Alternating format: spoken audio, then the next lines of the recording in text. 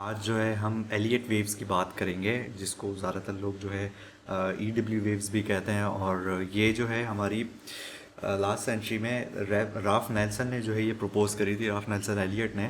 तो ये बेसिकली जो है आपके जब हम चार्ट्स वगैरह देख रहे होते हैं किसी भी एसेट के, स्टॉक्स के, फॉरेक्स के, तो उसमें जो है ये बता रहा होता है कि एक कोई भी एसेट जो है वो किस तरीके से साइकोलॉजी की, ह्यूमन साइकोलॉजी किस तरीके से रिफ्लेक्ट करता है कि वो कितना ऊपर जाता है। देन उसके बाद उसकी करेक्शंस होती हैं। करेक्शन मीन्स कि वो नीचे जब आता है, जब बेयर मार्केट जब उस कॉइन की मतलब ये कि रिफ्लेक्ट होना शुरू होती है, तो एलियट जो है उसको रिफ्लेक्ट करता है। अब इसमें जो है दो पार्ट होते हैं। एक पार्ट होता है इम्पल्स का, इम्पल्स एक अर्ज, कोई भी एक पुश ऊपर जाने का।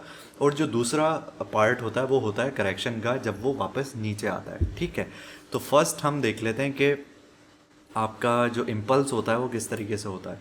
तो इसमें हम gonna give you the details on it. पहले हम इसको ड्रॉ कर लेते हैं कि हम लेट से कि यहाँ से हमने इसको ड्रॉ किया, ये आपकी फर्स्ट वेव हुई, देन ये आपकी सेकंड वेव हुई, फिर ये आपकी थर्ड वेव हुई, देन ये फोर्थ वेव हुई आपकी, this is the fifth one. ठीक है, it moves kind like this.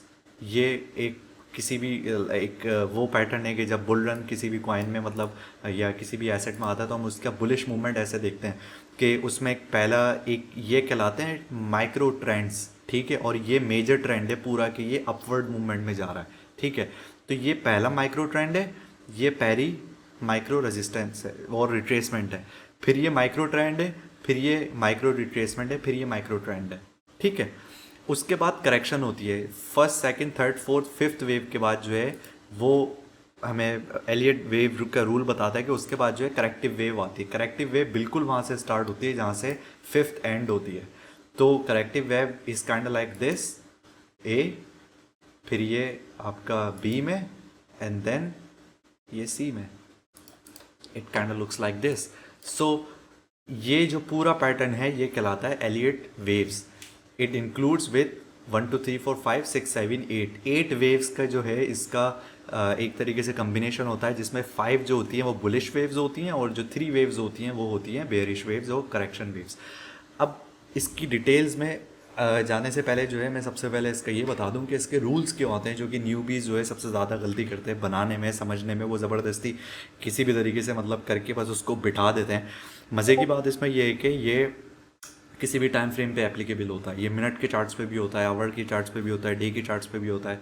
But the thing is that कि आप उसको किस तरीके से देखेंगे, आपको कैसे पता लगेगा कि इसकी क्रेडिबिलिटी इसमें ज़्यादा है। तो मेरा जो अपना ज़ाती ख्याल है इसमें ये कि जब मैंने इसको देखा है कि हम जब इसको बड़े टाइम फ्रेम में जब हम देखते हैं, लाइट से कि मिनिमम हम इसे 1 आवर में और 6 आवर में और 4 आवर में और 1 डे में देखते हैं, तो इट वर्क्स परफेक्टली। ठीक है, उससे कम में जो है ख़दशा ये होता है कि नॉइज़ का डर रहता है, और उससे ज़्यादा में ये रहता है कि ब्लैटेंट इन्फॉर्मेशन हो जाती है। वीक के या मंथ के मैं चार्ट में देखूंगा, not enough time has been passed कि हमें मंथ का इतना ज़्यादा इतना फ्रीक्वेंट डेटा मिले कि हम उसे क्रिप्टो में स्पेशली कि हम उसको वो देख सकें।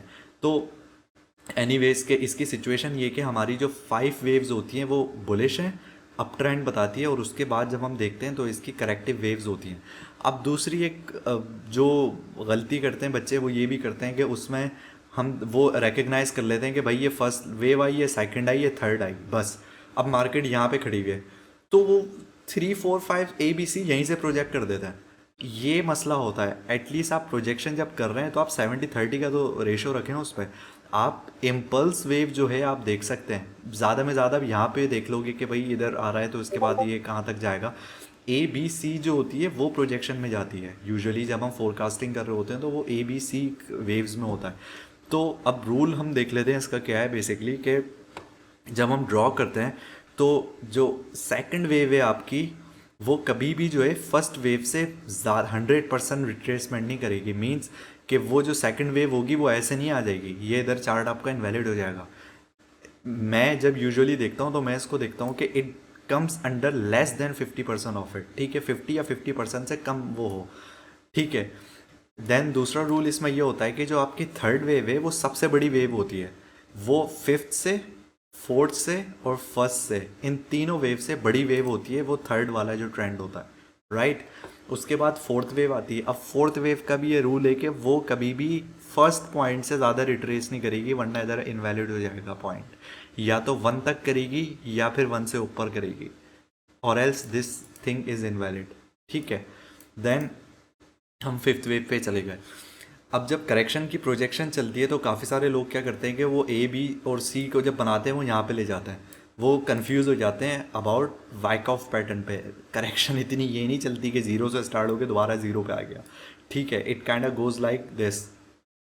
इतना मतलब एक नेचुरल एक वो चलता है कि ए जब पॉइंट आपका आता है, ठीक है, तो उस पर जब आप देखते हैं कि जो ये पॉइंट है वो 4 तक नहीं जा रहा, हम जब प्रोजेक्ट करते हैं तो मैं इतनी ज़्यादा जो है प्रोजेक्शन नहीं करूँगा कि मैं इसको बिल्कुल 4 के बराबर जाके जो है खड़ा कर दूं, क्योंकि इट्स डिफरेंट। जब लोग ओवरलैप करने पे आते हैं वो उसे गलती कर देते हैं, वो हेड एंड शोल्डर का पैटर्न बना देते हैं कि ये लेफ़्ट शोल्डर, ये हेड, ये राइट शोल्डर, और ये इस तरीके से बन गया।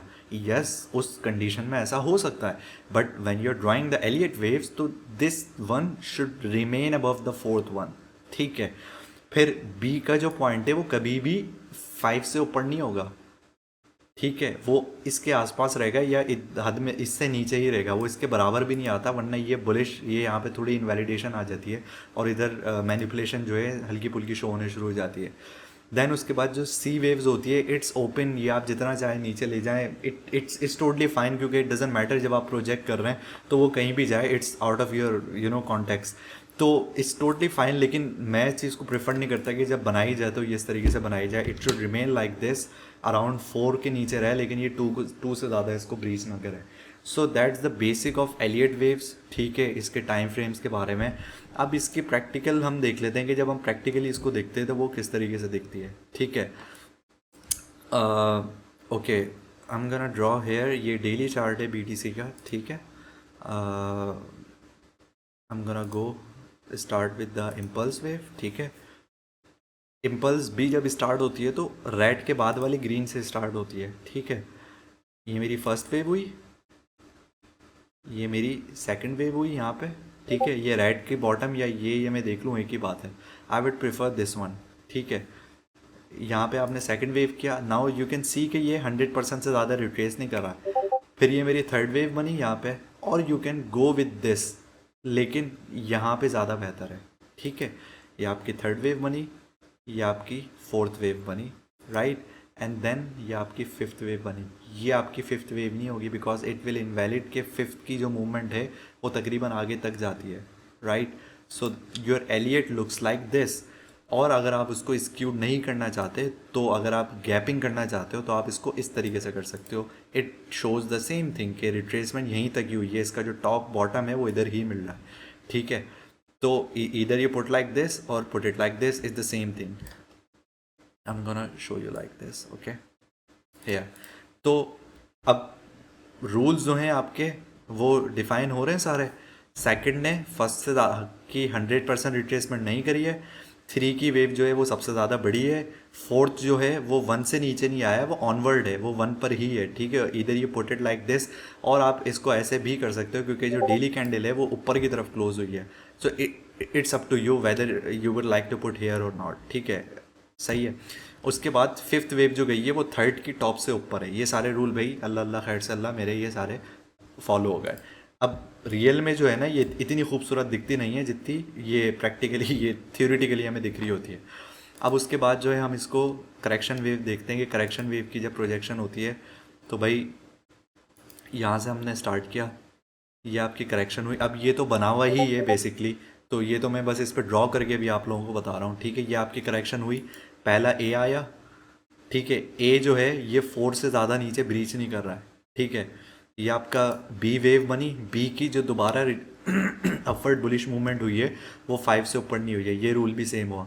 और मैं सी को अराउंड यहाँ पे भी छोड़ देता तो it would be fine, it went like this. ठीक है, so that's your Elliott waves on practical formation.